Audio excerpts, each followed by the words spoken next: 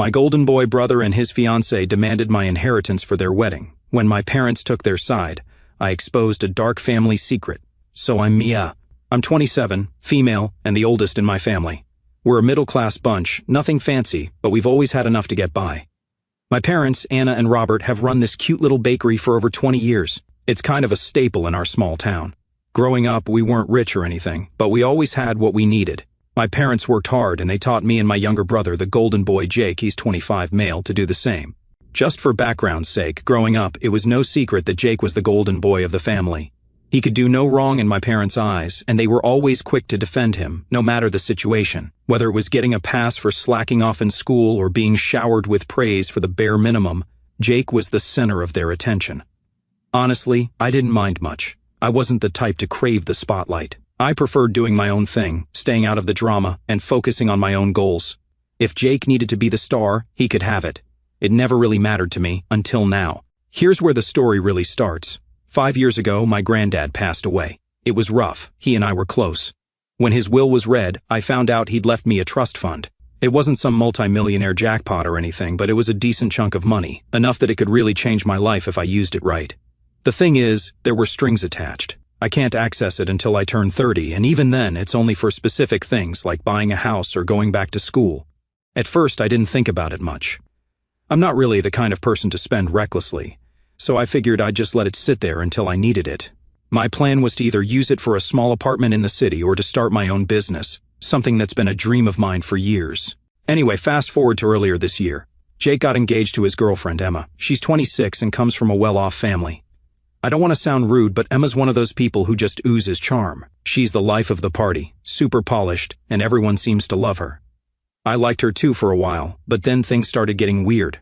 It was a family dinner a couple of months ago. We were all sitting around the table, and out of nowhere, Emma brought up my trust fund. She said it in this bubbly, casual way, but it caught me off guard. She asked what I was planning to do with all that money when I could finally access it. I mumbled something about maybe buying an apartment or starting a business. Am I the only one who thinks that's a personal thing? I mean, what else was I supposed to say? Emma gave me this big smile and said, "Wow, that's so lucky. You know, Jake and I could really use some help with the wedding or maybe even a down payment on a house." Jake chuckled awkwardly, like he wasn't sure if she was serious. I laughed too, thinking it was a joke, but then she just kept staring at me, like she was waiting for me to agree. It was so awkward. My parents jumped in and said something about how the money was mine and it wasn't really up for discussion. That seemed to end it for the night, at least. After that dinner, though, I couldn't shake the weird vibe. It felt like Emma had planted a seed, and I had no idea how much it was about to grow. Over the next few weeks, every time we had a family gathering, Emma would find a way to bring it up again. She was never super direct, but her comments got more pointed. She'd say things like, "It's so amazing you have that kind of opportunity, Mia. It's just so rare to see someone in a position to really help their family." At first, I'd just let it slide. I'd change the subject or laugh it away, but she wouldn't stop. It wasn't just Emma, either. Jake at first didn't say anything about it, but then he started making comments too. They were subtle, but I could tell he was on her side. He'd say stuff like, "I mean, it's not like you're using the money right now. I get why Emma's bringing it up." I tried talking to my parents about it, hoping they'd step in and set some boundaries, but their reaction surprised me. Instead of shutting it down, my mom said something like, "You know, Emma just wants to feel like part of the family. She's not trying to be pushy." Who said she's pushy? I hadn't even used that word yet, but yeah, that's exactly what it felt like. At this point, I started feeling cornered. I didn't want to cause drama, but I also wasn't about to hand over money that wasn't even accessible yet. Plus, I had my own plans for it. Still, I figured if I stayed calm and stuck to my guns, this would blow over. Suddenly, Emma decided to bluntly tell me her thoughts, in case I didn't understand. She pulled me aside at another family dinner. This time, she wasn't even trying to be subtle. She said, "Mia, I really think you should reconsider what you're doing with that money. Helping Jake and me would be such a meaningful way to show your support for the family. Don't you think it's kind of selfish to hold on to it when you're not even using it?" I was shocked by her boldness. I don't think anyone's ever called me selfish before, especially not to my face. I told her, as calmly as I could, that the money wasn't even available yet and that I had my own plans for it when the time came. She just stared at me, like I'd slapped her, then said, "I guess I misunderstood what kind of person you are." Jake called me the next day to apologize, but it didn't feel genuine. He said something about Emma being stressed with the wedding and how she didn't mean to come across so strong. But then he added, "She's not wrong though. You were in a position to help, and it wouldn't hurt to think about it." At this point, I was starting to feel like I was the crazy one. Was I being selfish? Was I blowing this out of proportion? I decided to talk to some close friends about it, and they assured me I wasn't in the wrong, but that didn't make it any easier to deal with. This whole thing was starting to weigh on me. It wasn't just the comments or the awkward conversations, it was the feeling that my family wasn't on my side. My parents, who I'd always thought would back me no matter what, seemed more interested in keeping the peace than standing up for me. I started to realize that this wasn't going away anytime soon. Emma wasn't the kind of person to take no for an answer, and Jake was clearly on board with whatever she wanted. My parents, they were stuck in the middle, trying to smooth things over without actually addressing the problem. I actually have no idea how far this would go, but one thing was clear. I'm not backing down. Am I overreacting? Tell me what you guys think. Update 1. Hola, amigos. I didn't think I'd be back so soon, but things have gotten worse. Like, a lot worse. I feel like I'm stuck in this ridiculous situation with no way out. Anyway, here's what's been happening since I last posted. So, after that awkward conversation with Emma where she called me selfish, I started to notice a change in how people acted around me. It wasn't anything super obvious at first, but there was definitely a shift. At family gatherings, Emma would give me these tight little smiles, and Jake started acting distant. My parents were still trying to play peacemakers, but even they seemed off. Then, Emma started getting bolder. She began this habit of cornering me at family events, always with the same topic, my trust fund. One time, she pulled me aside while everyone else was watching TV and said, "Mia, I've been thinking. What if you just gave us a portion of the trust fund as a wedding gift? It wouldn't have to be the whole thing, just enough to help us with the down payment for a house." I guess that trust fund was keeping her awake at night. I couldn't believe what I was hearing. A wedding gift? Who asks for something like that? I told her no again and explained, as politely as I could, that the trust fund wasn't even accessible yet, and even if it were, I had my own plans for it. She gave me this look, like I just told her I hated puppies. "You know," she said, "I thought you cared about your family. Jake and I are starting our life together, and this could make such a big difference for us. It's not like you need the money right now." I was floored. The entitlement was unreal. I walked away without saying anything else, but the whole interaction left me feeling so drained. But it didn't stop there. Over the next few weeks, Emma started getting more creative. She began framing the whole thing as a way to bring the family closer together. At one point, she even suggested that my giving them the money would be an investment in the family's future. I couldn't help but laugh at how ridiculous that sounded. An investment? I was supposed to bankroll their life and expect what, dividends? What made it worse was how Jake was slowly being pulled into her way of thinking. He wasn't outright demanding the money, not yet anyway. But he started saying stuff like, "Mia, you're in such a good position. You could really make a difference here." It felt like he was testing the waters, seeing how much he could push before I lost it. I tried bringing it up with my parents again, hoping they'd step in. But when I told them what Emma had been saying, their response shocked me. My mom said, "Emma just wants to feel like part of the family, and you know Jake has always had it a little harder than you financially." I couldn't believe what I was hearing. Harder than me? We grew up in the same house, with the same parents, and went to the same schools. The only difference was that I'd worked hard to save money and plan for my future, while Jake didn't. My dad chimed in with, "I'm not saying you should do it, Mia, but maybe just think about it. Sometimes keeping the peace is more important than being right." Keeping the peace? Is that seriously their priority here?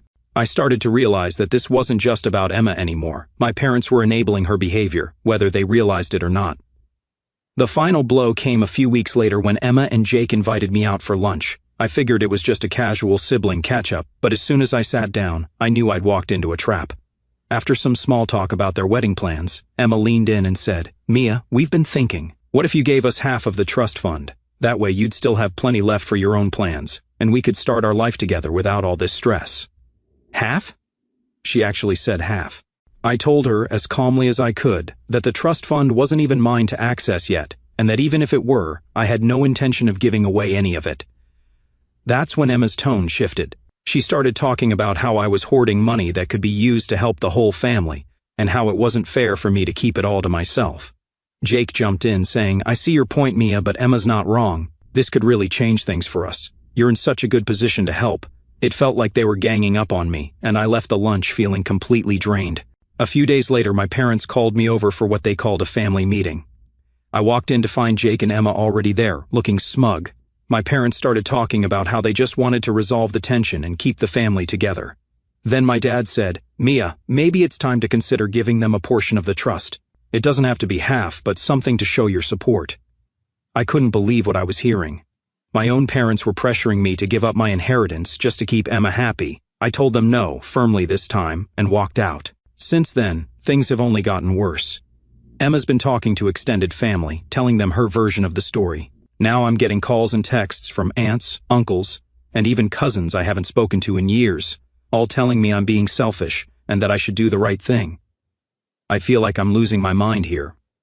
Is this really happening? How did my entire family get sucked into this? I don't know what to do anymore. I've tried setting boundaries, but no one seems to respect them. I'm starting to think I need to take some kind of legal action, but the idea of going that far against my own family makes me feel sick. Anyway, that's where I'm at right now. I just needed to get this off my chest. Thanks for reading, and if anyone has advice, I'm all ears. Update 2, hey Reddit. I'm back again. I'm not sure how many updates this will take, but I'm barely holding it together. What's worse is I've realized this isn't just Emma anymore. My entire family seems to be falling apart over this trust fund drama. So, after that disastrous lunch with Jake and Emma, where they asked for half of the trust fund, I thought maybe things would calm down. I'd made it as clear as possible that the money wasn't even accessible yet, and that I wasn't giving them any of it. I was frustrated, but I figured I could just wait for the dust to settle. Then my parents called. My dad asked if I could come over because they wanted to have a chat. He said it in that calm, almost too friendly tone that instantly set off my internal alarm. I asked if this was about Jake and Emma, and my mom said, "Not exactly, but it's important." Against my better judgment, I agreed. When I walked into their house, the first thing I saw was Jake and Emma sitting on the couch. They looked like they were ready for a business meeting, both sitting up straight with fake smiles plastered on their faces. My mom gestured for me to sit, and I realized this wasn't just a casual talk. This was some sort of intervention. It started off light. My dad asked how I was doing, how work was going, all the usual small talk. But it didn't take long for the real reason I was there to come out. My mom started by saying, "Mia, we've all been feeling a lot of tension lately, and we just want to find a way to resolve it." I knew where this was going. I looked over at Jake and Emma gave me one of her signature tight-lipped smiles. My dad chimed in. "We think it would be best if we could come to some sort of compromise." "Compromise?" I asked, already annoyed. "What exactly are you suggesting?" Jake leaned forward, looking as uncomfortable as I've ever seen him. "Mia, we know you've got your own plans for the trust fund, and we respect that, but Emma and I are in a really tough spot right now. We're trying to plan our wedding and figure out our future, and honestly, even a little bit of help from you would make such a big difference." Emma nodded along, jumping in before I could respond. "Exactly. It doesn't have to be half, just something to show that you support us. It's not just about the money, it's about family." That word family was starting to feel like a weapon they were using against me. I took a deep breath and tried to keep my voice steady. "I've said this a million times, and I'll say it again. The trust fund isn't even available yet. And even if it were, I have my own plans for it. I'm not giving it away." My dad shifted in his seat, clearly uncomfortable. "Mia, we're not saying you have to give them half or anything drastic, but maybe consider helping them out with a small portion. It could go a long way in easing the tension in the family." I stared at him, shocked. "So what? I'm supposed to just give them money I don't even have access to yet just to ease tension? How is this my responsibility?" Jake sighed, like he was exhausted from dealing with me. "It's not just about the money, Mia. It's about showing that you care.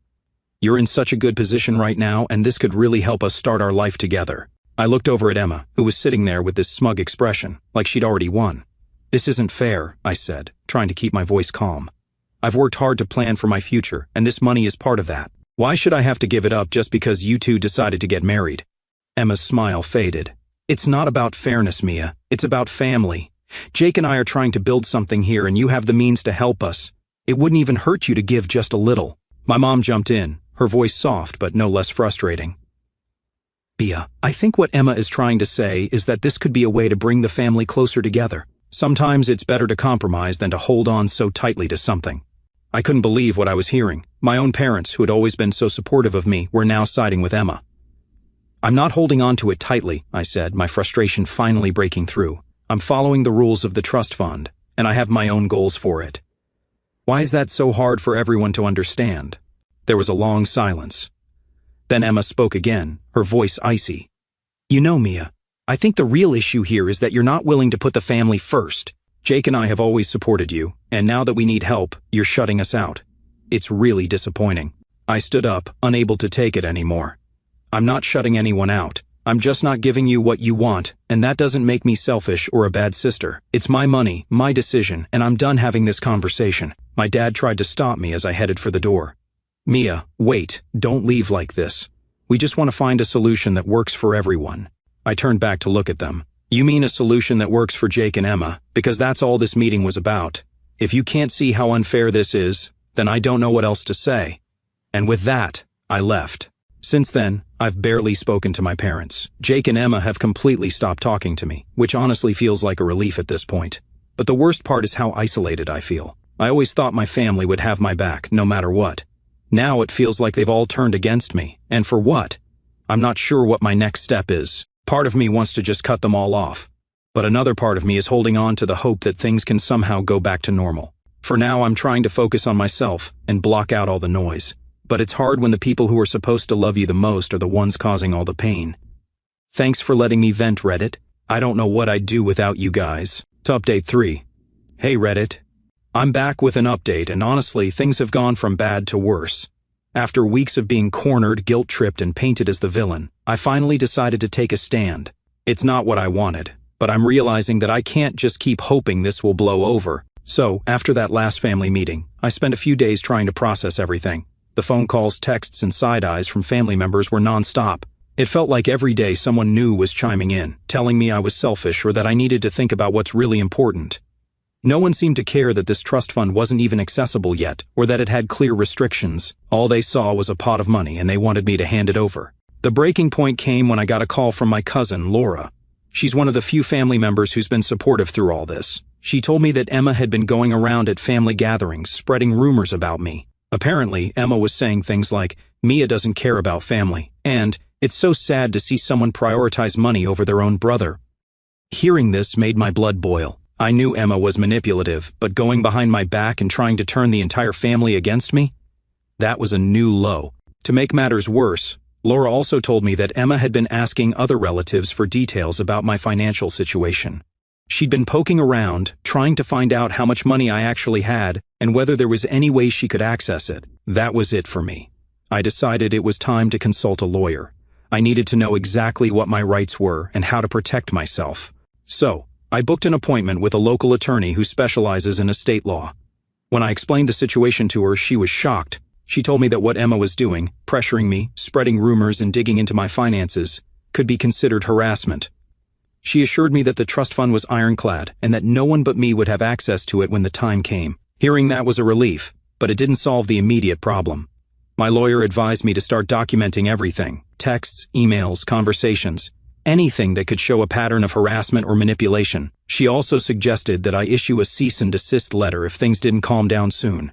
I spent the next few days going through my phone and saving every message I could find, the text from Emma, the guilt-tripping calls from Jake, even the passive-aggressive comments from my mom. All of it went into a folder. It felt weird, like I was building a case against my own family, but at this point, I didn't know what else to do.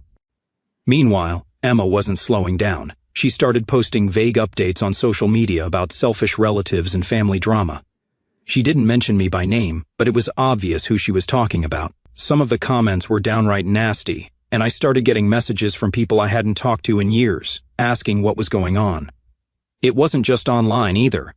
Emma started bringing her campaign into the real world. One of my coworkers pulled me aside at work one day and said, "Hey, just so you know, someone's been asking questions about you. They called HR pretending to be a family member and wanted to know your salary and financial situation." I was horrified. I had no proof it was Emma, but who else could it be? The timing and context were just too coincidental. That night, I called my lawyer again. I told her everything: the social media posts, the phone calls, and the attempt to snoop into my finances. She told me it was time to send a cease and desist letter. The letter was firm, but professional. It outlined all the ways Emma's behavior was inappropriate and warned her to stop immediately. It also made it clear that any further harassment could result in legal action. I felt a little sick sending it, to be honest. I didn't want to escalate things, but Emma wasn't giving me a choice.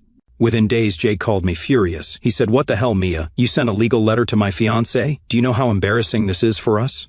I tried to stay calm. "Jake, I had no choice. Emma has been harassing me for weeks, and I can't take it anymore. She's crossed so many lines." Jake didn't see it that way. He accused me of taking things too far and said I was overreacting. "She's just trying to make you see her side, Mia. This is about family, not money. I told him, if it's really about family, then why is Emma going behind my back, spreading lies, and trying to dig into my finances? That's not what family does. The call ended with Jake saying he needed time to cool off. Since then, things have been quieter, but the tension is still there. Emma stopped posting on social media, and I haven't heard from her directly, but my parents, they're furious with me for involving a lawyer. My mom said, "You didn't need to make this a legal matter, Mia. You could have just talked to us."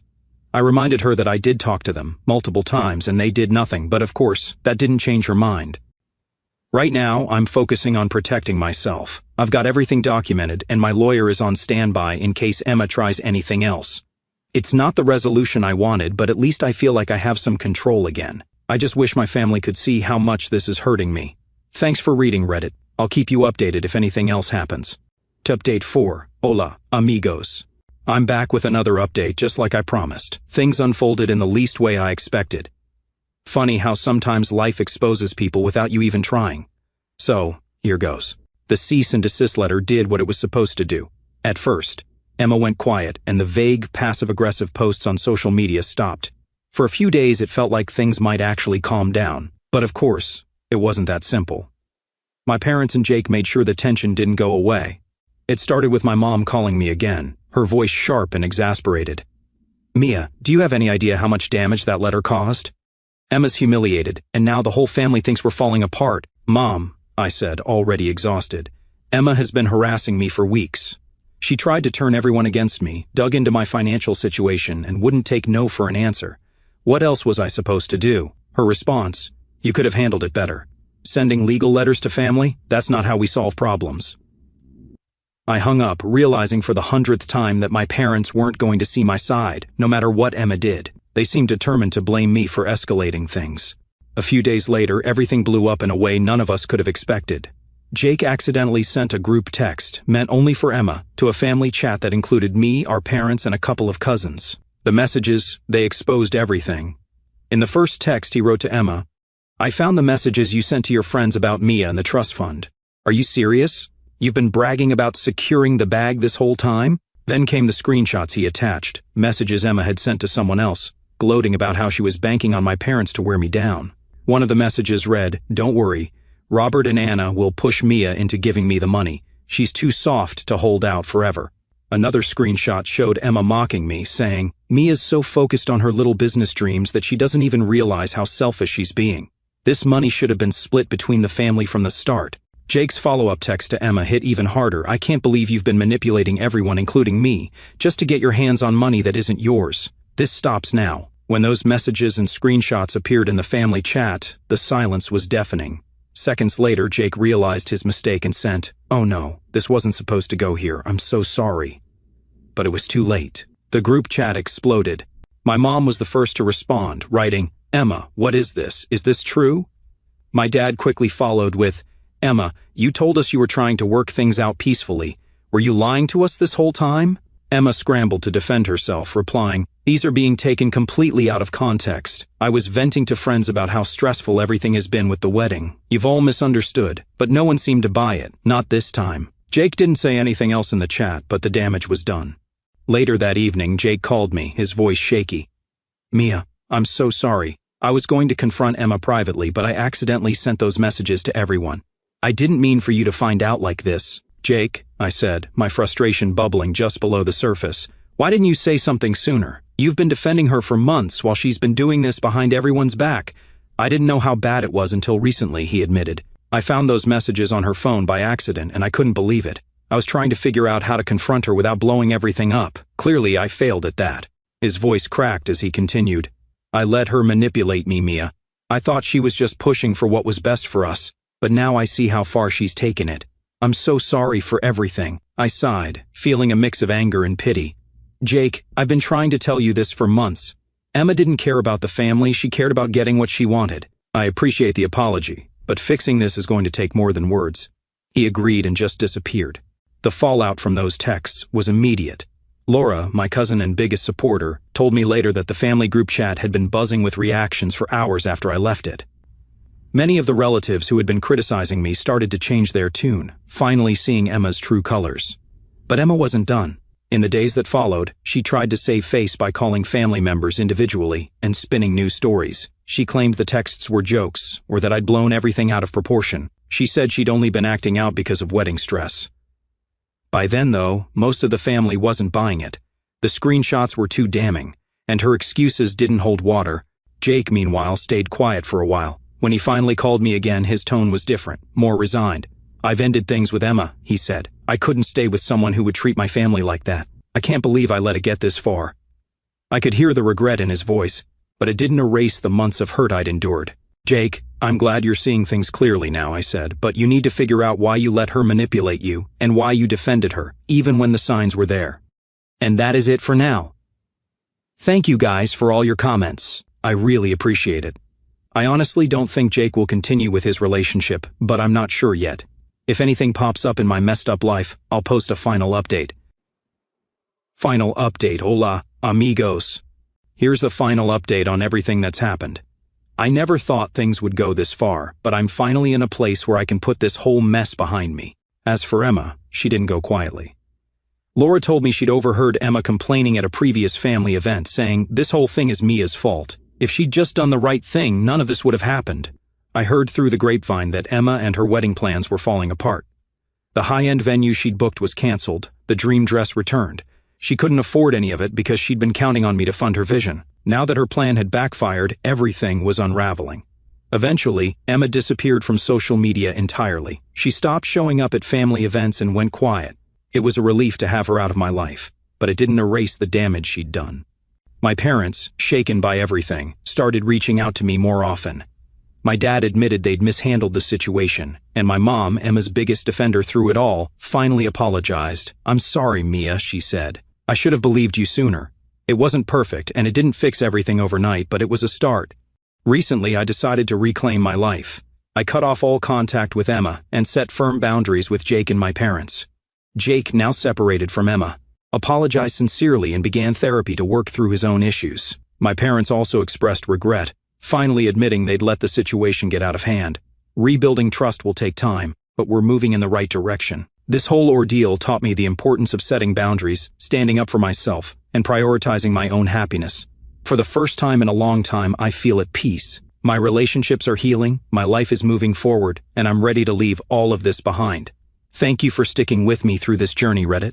It's been a wild ride, but I'm finally free to focus on the future I've built for myself.